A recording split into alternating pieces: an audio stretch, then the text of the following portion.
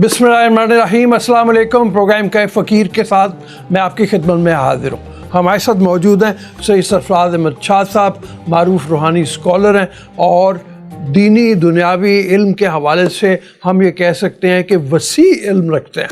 तो हम इनके सामने सवाल रखते हैं, सवाल के जवाब आपको ऐसे लेके देते हैं जिसकी बुनियाद के ऊपर आपको गाइडेंस का एक सोर्स प्रोवाइड होता है। अपने सवाल हमें भेजते रहिए और इंशाअल्लाह ताला हम प्रोग्राम को इसी की रोशनी में तरतीब देंगे और कोशिश करेंगे कि बेहतर से बेहतर प्रोग्राम आपकी खिदमत में पेश किया जाए।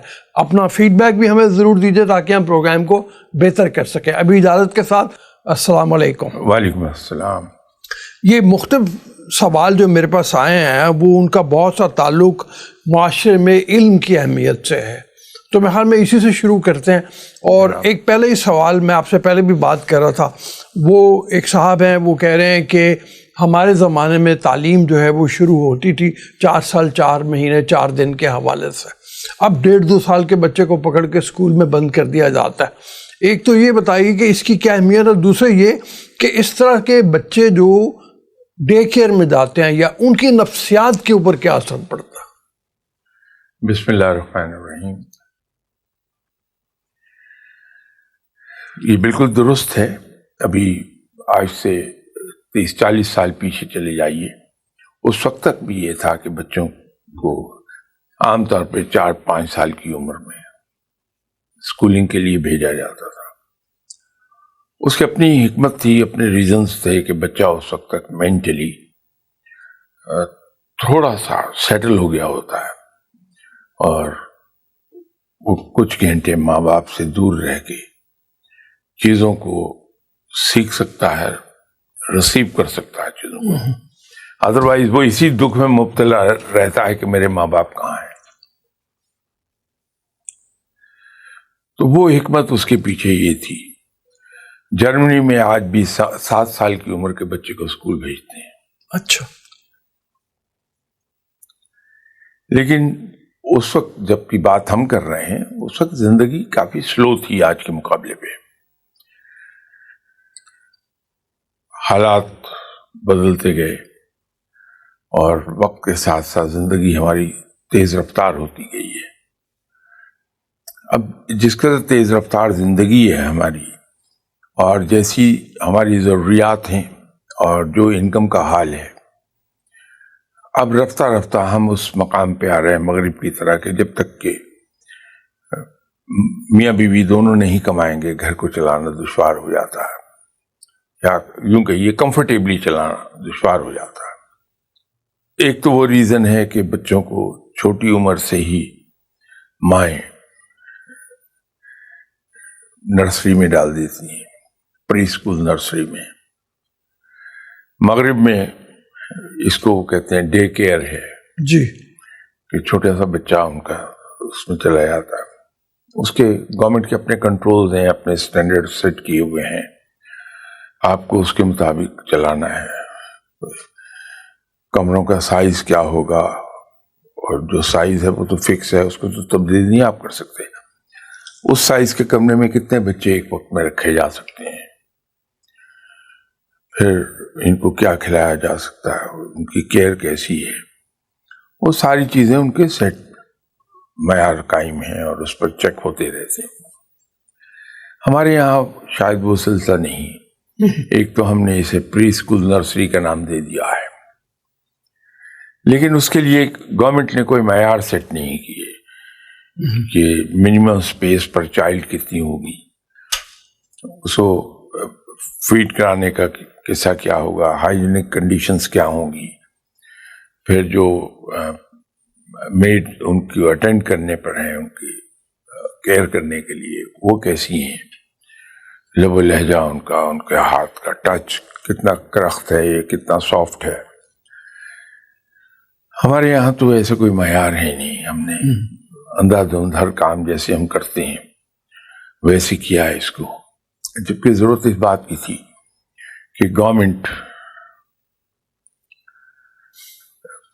एक मयार मुकर्रर करती कि प्री स्कूल नर्सरी, चलिए उसका नाम यही रखिए आप, उसके स्टैंडर्ड्स क्या होंगे। پورا ایک ضابطہ ہوتا اور پھر ایسے انتظام ہوتے. یہ تو ایک نادان کی خواہش ہے جو میں بات کر رہا ہوں کہ پیریوڈیکلی چیکس وہاں ہوتے, ورنہ ہمارے یہاں تو اس کا دستور ہے نہیں. کاغذوں پر پیریوڈیکل چیکس ہیں لیکن وہ جیسے ہوتے ہیں وہ آپ بھی جانتے ہیں, میں بھی جانتا ہوں. تو واقعتاً پیریوڈیکل چیکس ہوتے, سرپرائز چیکس بھی ہوتے ہیں. یہ ضرورت بن گیا ہے آج کی تیز رفتار زندگی میں کہ مائیں, اور جو ورکنگ ویمن نہیں بھی ہیں مائیں, ان کو بھی اپنی زندگی کے لیے وقت چاہیے. تو وہ بچے کو جو ہی ذرا سا وہ بڑا ہوتا ہے بچہ, وہ اس کے ہاتھ میں موبائل ہم تھما دیتے ہیں. موبائل پر وہ دیکھتا رہتا مختلف قسم کی گیمز اور پروگرامز. اور آپ کبھی نوٹ کیجئے کہ وہ بچے جن کے ہاتھ میں ہم موبائل تھما دیتے ہیں اور وہ پروگرام مختلف دیکھ رہا ہے, تو آپ کو حیرت ہوگی کہ بچہ 2 سال کی عمر میں امریکن ایکسنٹ میں انگریزی بول رہا ہوتا ہے. جی بالکل ایسے ہی. پڑھ نہیں سکتا وہ. ہاں جی. چونکہ سن کے سیکھ رہا ہے, پڑھ نہیں سکتا, تو وہ بولتا ہے امریکن ایکسنٹ میں. پھر اس کا لب و لہجہ ویسا ہو جاتا ہے جو امریکن لب و لہجہ ہے, جو ہمارے معاشرے میں کوئی زیادہ کمنڈیبل نہیں ہے. وہ اس لب و لہجے میں بات کرتا ہے. پھر ہر قسم کی گفتگو بے دھڑک کر دے گا بغیر یہ دیکھے کہ یہ بات کہنے کی ہے یا نہیں, اس لیے کہ انفلوئنس ہے اس پر امریکہ کا. جو ہی وہ 2 سال 2.5 سال کا ہوا, اس کو ہم نے پری نرسری کے حوالے کر دیا. ایک اس میں ریزن ایسا ہے, آئی نو کہ میری یہ بات کوئی زیادہ پسند نہیں کریں گے آپ کے ویورز, لیکن اس میں فیکٹ یہی ہے کہ انڈر لائنگ ریزن ایک یہ بھی ہوتا ہے کہ اپنی زندگی کے لیے وقت نکالا جائے. یہ کوئی زیادہ صحت مند روایت نہیں ہے. جو تربیت, جو وارمتھ اور جو سکون بچے کو ماں کی قربت میں ملے گا, ماں کی کمپنی میں ملتا ہے, وہ کہیں اور سے مل نہیں سکتا. تو بچے کا ایک عمر تک ماں باپ کی گود میں ہی رہنا بہتر ہے. آپ اندازہ لگائیے, آپ کی بھی اولاد میں بچے ہیں ماشاءاللہ, کہ جب آپ چھوٹے اپنے بچے کو سینے سے لگاتے ہیں, گود میں اٹھا کے اس کو, یہ اسٹیبلش ہونا ابھی باقی ہے کہ اس سینے سے لگا کے بھینچنے سے سکون باپ کو زیادہ ملتا ہے یا بچے کو ملتا ہے. کہ آپ کی دن بھر کی تھکن 1 منٹ میں دور ہو جاتی ہے. جی بالکل. اس سے محروم ہم نہ کریں بچے کو, ٹھیک, فار اینی ریزن. اس سے ڈسکس کرنا, کوئی بھی ریزن رہے, بچے کا حق ہے, اس سے ہم اسے محروم نہ کرنے پائیں. بچہ جب وہ اس ایمبریس میں, اس آغوش میں آئے گا تو اس کی نفسیات بھی کچھ اور طرح کی ہوگی. وہ پروٹیکٹڈ فیل کرے گا, وہ نفسیاتی طور کے اوپر بھی وہ ایک ایسی انوائرمنٹ میں ذہنی طور پہ اپنے آپ کو سمجھے گا جو بہت ہی کمفرٹیبل قسم کی ہے. جب ہم وہاں پہ لے کے جا رہے ہیں تو ہم اس کو محروم کر رہے ہیں. ایک تو یہ چیز ہو گئی. دوسری, جیسے آپ نے ابھی ارشاد فرمایا تھا کہ وہ امریکن ایکسنٹ میں مطلب وہ ہے, یہ بڑا علم ایک ہے, اس کے اوپر لکھا بھی بہت گیا کہ جو شروع کے الفاظ ہم سیکھتے ہیں 4 سال 4 مہینے 4 دن کی عمر میں, پہلی آواز جو ہمارے کانوں میں آئی وہ قرآن پاک کی ہے, چونکہ وہاں سے اس کو شروع کیا جاتا ہے قاعدے سے. اور پھر دوسری طرف وہ امریکن ایکسنٹ میں چیزیں سیکھ رہا ہے. اس کے بھی نفسیاتی پہلو ہیں جو اس کے اوپر بہت ڈفرینٹلی اثر انداز ہوتے ہیں.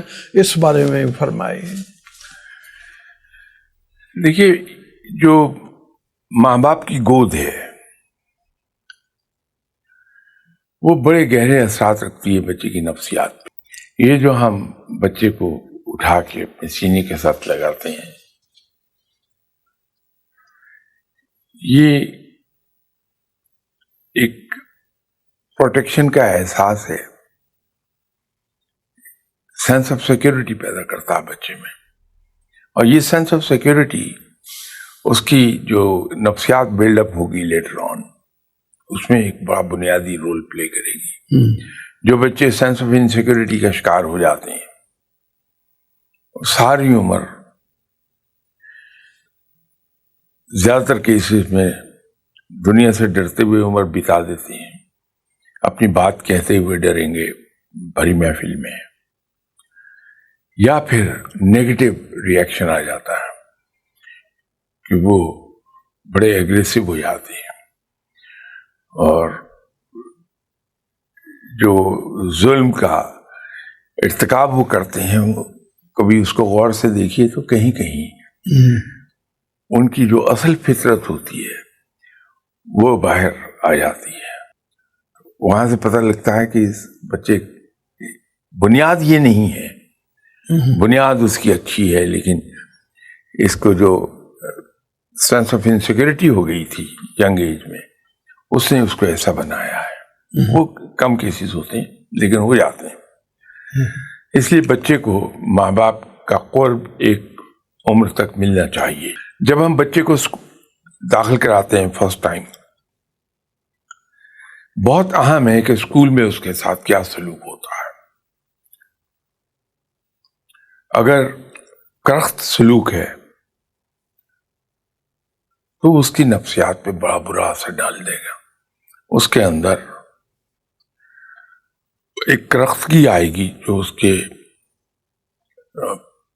کام میں بھی نظر آئے گی، اس کی زبان میں بھی نظر آئے گی آپ کو.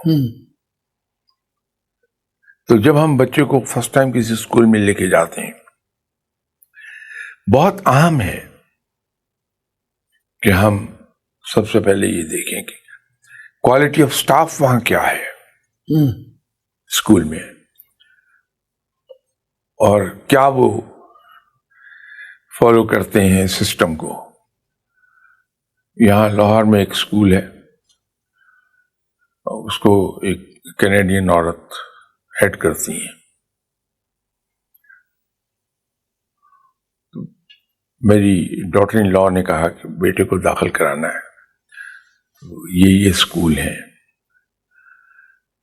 تو میں نے ان سے 2-3 اسکول کہے کہ ان کو دیکھ لیجیے. تو ایک اسکول کے لیے مجھے کہنے لگی کہ انکل وہ کچھ سمجھ میں نہیں آ رہا، اگر آپ میرے ساتھ وہاں چلیں. چلیے چلتا ہوں. وہاں گیا، ملاقات ہوئی. جو پرنسپل تھی اسکول کی کینیڈین تھی، ان کے ساتھ میری تھوڑی سی ڈسکشن ہوئی. باہر نکلا تو میں نے اپنی ڈاٹر ان لا سے کہا کہ بیٹے آپ اپنے بچے کو یہاں داخل کرا دیجیے. اور وہ داخل ہو گیا. اس کے بعد روز میرے ساتھ گلے شکوے شروع ہو گئے ڈاٹر ان لا کے کہ ایک ایسا اسکول ہے، بچہ کہتا ہے کہ آج میں نے نہیں پڑھنا کلاس میں نے کھیلنا. تو ٹیچر فون ایگری کر جاتی ہے کہ ہاں ٹھیک ہے بیٹے آئیں، میں بھی کھیلتی ہوں آپ کے ساتھ. وہ کہتا ہے میں نے یہ نہیں پڑھنا، یہ چیز پڑھوں گا. کہ چلیے یہ پڑھتے ہیں.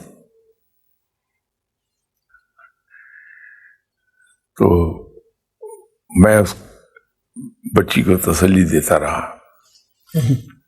لکیلی 2 سال جب بچہ وہاں پڑھ لیا تو بچے کی پرسنالٹی میں زبردست قسم کی چینج آئی کہ بڑا کانفیڈنٹ تھا، اپنی رائے کو بڑا کھل کر ظاہر کرتا تھا ایٹ دیٹ ارلی ایج.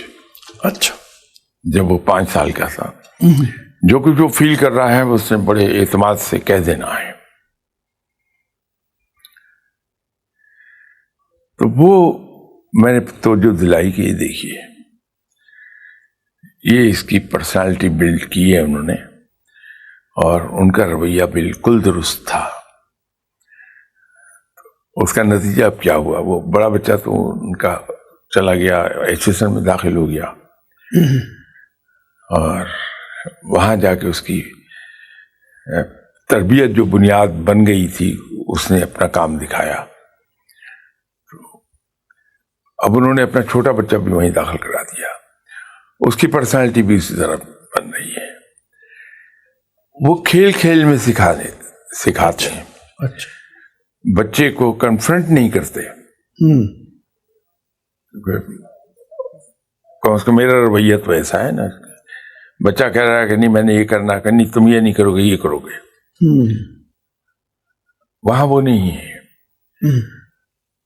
وہ ایگری کر کے کہ ہاں ٹھیک ہے وہی کرتے ہیں جو آپ کہہ رہے ہیں, تھوڑی دیر میں اس کو آرام سے موڑ کے اس طرف لے جائیں گے جو کرانا چاہ رہے تھے. تو یہ جو ارلی ایج کی ٹریٹمنٹ ہے ٹیچرز کی, وہ انسان کی بچے کی پرسنالٹی بنانے میں بڑا رول پلے کرتی ہے. ساری عمر ویسا ہو جاتا ہے.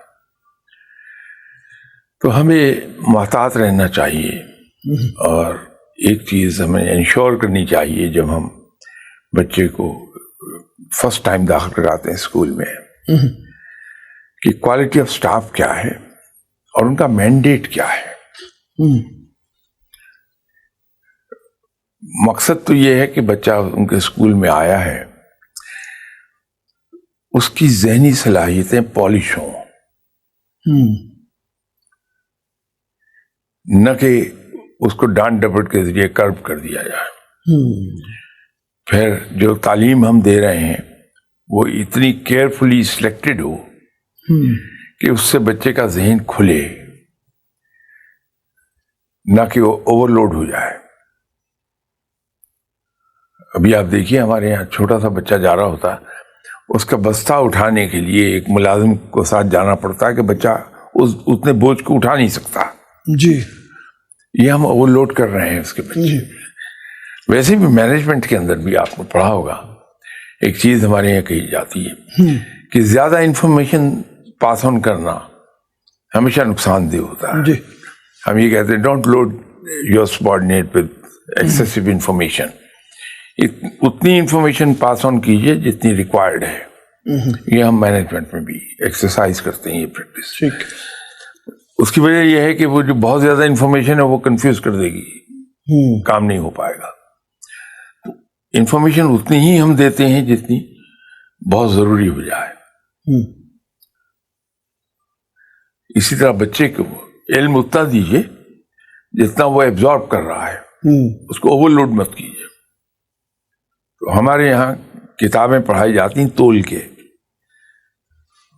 ہم علم نہیں پڑھاتے. بچے کا بستہ اتنا ہیوی ہوتا ہے, اٹھا بھی نہیں پاتا, پڑھے گا کیا؟ یہ بڑا کیئرفلی سلیکٹ کیا جانا چاہیے اسکول جہاں بچے کو ہم بھیجتے ہیں. وہ آپ جیسے ارشاد فرما رہے ہیں تو وہ ولیم ورڈزورتھ انگریزی کے مشہور شاعر ہیں, بالکل. تو ان کا بھی کہنا ہے کہ بچہ اس دنیا میں آتا ہے ایک ایسے ذہن کے ساتھ جو بالکل صاف سلیٹ ہوتی ہے, اور پھر جو کچھ ہم بچپن میں اس کے اوپر لکھتے جاتے ہیں وہی اس کی سائیکی بنتی ہے, اور وہ ساری عمر قائم رہتا ہے. تو اب بالکل صحیح آپ نے جیسے ارشاد فرمایا کہ بہت ہی احتیاط کے ساتھ, بہت ہی سوچ سمجھ کے. اس میں یہ فرمائیے کہ یہ جو بچپن کی کہانیاں, بچپن کی لوریاں, بچپن کی جو ہیں, ان کی اہمیت کتنی زیادہ ہو جاتی ہے اس کی شخصیت سازی میں. کمال کی بات آپ نے کی ہے. جی, ہمارے اسلاف تعلیم یافتہ نہیں تھے زیادہ, وہ آج بھی تعلیم ہوتی تھی. کہیں کہیں آپ کو زیادہ تعلیم بھی نظر آئے گی, لیکن ہم جنرل بات کر رہے ہیں تو وہاں تعلیم کا لیول کوئی بہت زیادہ اچھا نہیں تھا. لیکن اللہ تعالیٰ نے انہیں وزڈم سے نوازا تھا. اور یہ جو کہانیاں ہیں, معلوم نہیں کتنی صدیوں پہلے بزرگوں نے انہیں فریم کیا ہوگا. لوریاں کتنی دیر پہلے یہ بنائی گئی ہوں گی. لکھنے کا تو اس لیے میں نہیں کہتا کہ اس کا رواج نہیں تھا ہمارے یہاں. یہ وہ چیزیں ہیں جو اخلاقیات بچے میں انسٹل کرنے کے لیے استعمال ہوتی تھی. اچھا ٹھیک ہے. مختلف کہانیاں، بڑی بڑی خوبصورت کہانیاں بنی ہوئی. اس میں صرف جنات کی کہانیاں نکال دیجئے، وہ ڈر اور خوف پیدا ہوتا تھا اس سے، وہ مائنس کر دیجئے. لیکن باقی جو کچھ تھا وہ کہانیاں، اب آپ دیکھیے جب ہم کلاس 4 یا 5 میں تھے، حاتم طائی کی کہانی پڑھی تھی جی کہ اس رات کو، آدھی رات کو ایک مہمان آ گیا تو حاتم طائی نے اپنا بڑا قیمتی گھوڑا وہ ذبح کر کے اس کو کھلا دیا اور پتہ بھی نہیں چلنے دیا کہ میں نے کیا کیا ہے. تو اگلے دن اس مہمان نے پوچھا کہ تمہارے گھوڑے کی بڑی تعریف سنی ہے، گھوڑا کہاں ہے؟ تو اس نے بڑا شرمندگی کے لہجے میں، بڑا میکلی حاتم طائی میں بات کی کہ وہ میں نے رات ذبح کر دیا. اب یہ کہانی ایسی تھی، دیکھیے کلاس 4 میں پڑھی ہوگی میں نے، یا کلاس 3 میں کہیں اس طرح پڑھی. اب ان اینی کیس وہ آج سے کوئی 60-70 سال پرانی بات ہے، لیکن اس کا اثر ذہن پر آج بھی باقی ہے. یہ کہانیاں انسان کی پرسنالٹی بلڈنگ کے اندر بہت بڑا رول پلے کرتی تھی. تو ہمارے بزرگ بڑے سمجھدار لوگ تھے، بجائے ڈائریکٹ نصیحت کرنے کے ایسی خوبصورت کہانیاں بیان کرتے تھے، اور ان کہانیوں میں سبق تھا، اور وہ بچے کے ذہن پر اس طرح سے امپرنٹ آتا تھا اس کا کہ وہ ساری عمر نہیں نکلتا تھا، انفلوئنس کرتا تھا بچے کے رویوں کو. وہ چیزیں واپس آنی چاہیے. وقت ہمارے پاس نہیں رہ گیا کہ بچے کو سلانے کے لیے اس کو چھوٹی عمر کے بچوں کو اپنے ساتھ لٹا کے کہانی سنائی جائے اور وہ کہانی سنتا سنتا سو جائے. وہ ایک فلم میں نے دیکھی انگریزی کی، ڈیڈ پوئٹ سوسائٹی. تو ہوتا یہ ہے کہ اسکول کے اندر جہاں بڑا ڈسپلن ہے، سختی ہے، اس میں ایک نیا ٹیچر آ جاتا، اور نیا ٹیچر جو ہے وہ بچوں کو کہتا ہے کہ پرانا جو طریقہ ہے نا اس کو اٹھا کے پھینک دو. یہاں تک کہ وہ پہلی کتاب کھولتا ہے اور اس کتاب کا کہتا ہے پہلا سبق کھولو. اس میں انہوں نے لکھا ہوا ہے کہ جی اس طرح سے تعلیم حاصل کرنی چاہیے، ادب یہ ہوتا ہے وغیرہ وغیرہ. وہ بچے پڑھنا شروع کرتے ہیں، ان کو اسی طرح پڑھایا جا رہا ہے. کہتا ہے اس کو پھاڑ دو. وہ بچے بڑے پریشان ہوتے ہیں. خیر وہ صفحہ پھاڑ کے سارے ردی کی ٹوکری میں پھینک دیتے ہیں. اس کے بعد وہ کیا کرتا ہے، وہ ڈیسک کے اوپر کھڑا ہو جاتا ہے اور کہتا ہے ادب، تعلیم، اس کا یہ دنیا کو ایک مختلف پس منظر سے دیکھنا، تناظر میں دیکھنا، ان کو بھی کھڑا کرتا ہے. پھر وہ پورا اس کا علم جو ہے وہ لے کے چلتا ہے، اور بنیادی طور پہ ڈیڈ پوئٹ سوسائٹی ایک ایسی سوسائٹی بناتے ہیں بچے جہاں پہ وہ چھپ کے ادب کی نظمیں پڑھتے ہیں. ان کے اندر تجسس پیدا کرتا. یہ فرمائی اس علم میں، اس تعلیم میں تجسس کی جو اہمیت ہے ان کے اندر پیدا کرنے کی، وہ کتنی زیادہ ہے. یہ تجسس کو ہم کبھی اچھے معنوں میں نہیں لیتے. ہمارے یہاں کچھ ایسی ریت چلی ہے کہ ہم تجسس کو کوئی پازیٹیو سینس میں نہیں گنتے، حالانکہ تجسس اتنی اہم چیز ہے کہ اس کے نہ ہونے سے نہ آپ علم میں آگے بڑھ سکتے ہیں، نہ تحقیق میں آگے بڑھ سکتے ہیں. بالکل ٹھیک. جس طرح سے کسی معاشرے کو بھی آگے لے جانے میں تحقیق بڑا رول پلے کرتی ہے، بہت بنیادی رول ہے. اگر آپ گننا شروع کریں گے کہ ہمارے زوال کی وجوہات کیا ہیں، بہت سی ملیں گی. ہر آدمی شاید شروع کرے گا کہ اخلاقی انحطاط آیا ہمارے یہاں، لیکن جو گہرائی میں جاتے جائیں گے پتہ یہ چلے گا کہ مسلمانوں کے زوال کی ریزن یہ تھی کہ تحقیق ختم ہو گئی تھی، ریسرچ اینڈ ڈیولپمنٹ. آج سے 700 سال پہلے جی ہم نے ریسرچ اینڈ ڈیولپمنٹ کو خیر بات کہہ دیا تھا. وہاں سے ہمارا زوال شروع ہو گیا. وہ قومیں جنہوں نے ہماری ہی کتابیں اٹھا کے، جو مغرب بڑے ببانگ دوہل یہ بات کہتا ہے کہ ہم نے اپنی تحقیق کی بنیادیں رکھی تھیں اس تحقیق پر جہاں مسلمانوں نے چھوڑا تھا اسے. جی بالکل. تو مسلمان اس سے تہی دامن ہو گئے, نتیجہ ہوا ہم زوال کو چلے گئے. اس سب کے پیچھے تجسس ہے,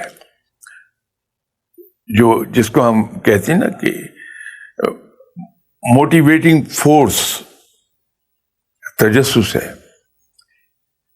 تحقیق کا پرائم موور تجسس ہے, اس کو وہ ایجیٹیٹ کرتا ہے تجسس تحقیق کو. تو تجسس نہ ہونا تو موت ہے میرے الفاظ میں. بالکل صحیح کہہ رہے ہیں آپ. علمی موت ہے بندے. بالکل. اگر تجسس نہیں ہے تو پھر اس کے علم کی موت واقع ہو جائے گی. تو یہ بڑی اہم چیز ہے, اس تجسس کو ابھارا جانا چاہیے. یہ کلاس 9 میں ہمارے ایک ٹیچر نئے آئے, بہت ہینڈسم آدمی, اور انہوں نے اپنا تعارف کرایا, اور تعارف کن لفظوں میں کرایا. یہ نہیں تھا کہ میرا نام یہ ہے اور میں نیا ٹیچر آیا ہوں, آج سے میں آپ کو یہ پڑھاؤں گا. نو, انہوں نے سلام کیا, اور سلام کرنے کے بعد انہوں نے کہا کہ میں آپ کو اپنا ایک شعر سناتا ہوں. گل ہوں میں, خار ہے میری پاداش, اچھا, رنگ و بو میرے جرائم میں. یہ کلاس 9 سے یاد ہے مجھے. اچھا, ماشاءاللہ. وہ اس میں میری یادداشت کو کوئی دخل نہیں ہے.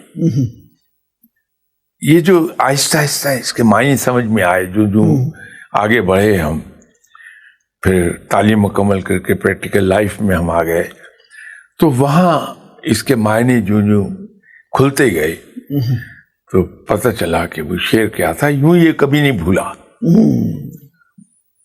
اب میں 80 سال کا ہو گیا. ماشاءاللہ. جب میں کلاس 9 میں تھا, یہ بات ہے 1958 کی, تو اب آپ دیکھ لیجئے 66 ایئرز بیک, بلکہ 76 ایئرز بیک. اس وقت یہ شعر سنا تھا, لیکن پریکٹیکل لائف نے اس کے معنی بڑے سمجھائے. تو اگلا جو جملہ انہوں نے ادا کیا, ان کا میرے مذہب میں مارنا حرام ہے. اچھا. اب وہ پرسنالٹی آج بھی مجھے یاد ہے, میں انہیں بھولا نہیں ہوں. اس شعر, اس جملے اور اس جاننے کی جستجو جو انہوں نے پیدا کی, اس حوالے سے پھر وہ یہ بہت چیز کاؤنٹ کرتی ہے. چاہے وہ گھر پر تعلیم دے رہے ہوں ماں باپ, یا اسکول میں ٹیچر, بہت اہم ہے یہ نقطہ کہ آپ کس ڈھب سے بچے کو تعلیم دیتے ہیں, علم پاس آن کرتے ہیں. یہ بڑے معنی رکھتی ہے. اور جو آپ نے فرمایا تجسس, تو جیسے میں نے آپ سے کہا کہ اگر آپ تجسس ختم کر دیں گے تو انسان کی علمی موت واقع ہو جائے گی. بجائے اشارت. بالکل صحیح فرما رہے ہیں آپ. اچھا, اب تجسس پیدا ہوتا ہے سوال کرنے سے, اور سوال کو روک دینا جو ہے وہ تجسس کو ختم کرنا. اب یہ دونوں طرح کی, یعنی ہم نے دیکھا تعلیم باہر کے ملکوں میں ہم جب دیکھتے ہیں وہ سوال کی اہمیت سمجھتے ہیں.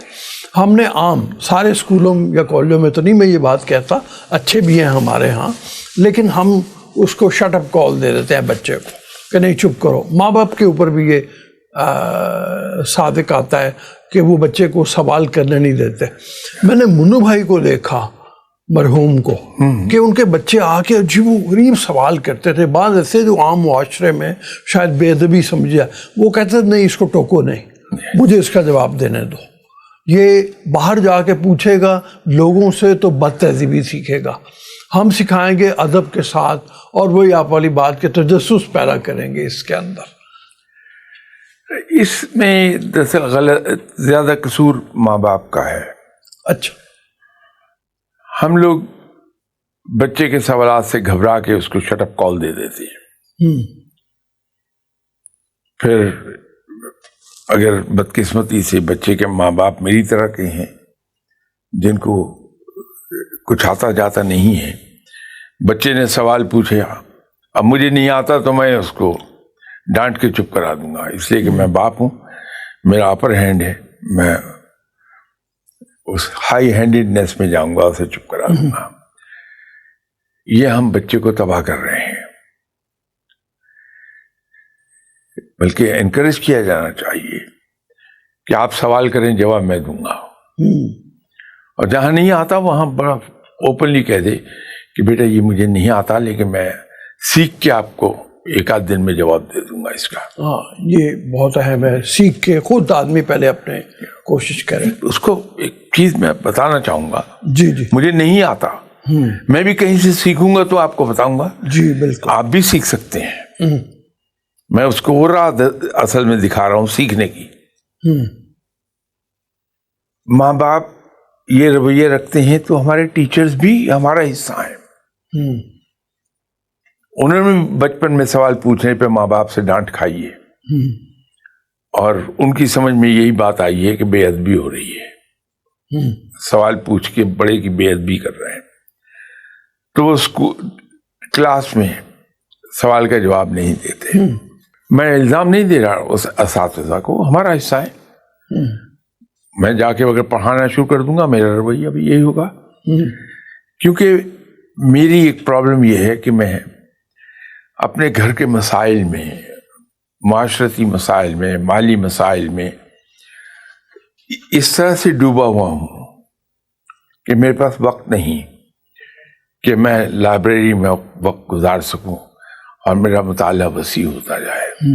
جو ہی میں نے تعلیم مکمل کی اور میں نے جاب شروع کر دی، میرے مطالعے کا سلسلہ منقطع ہو جاتا ہے۔ میں جنرل بات کر رہا ہوں، ایکسیپشنل کیسز ہیں۔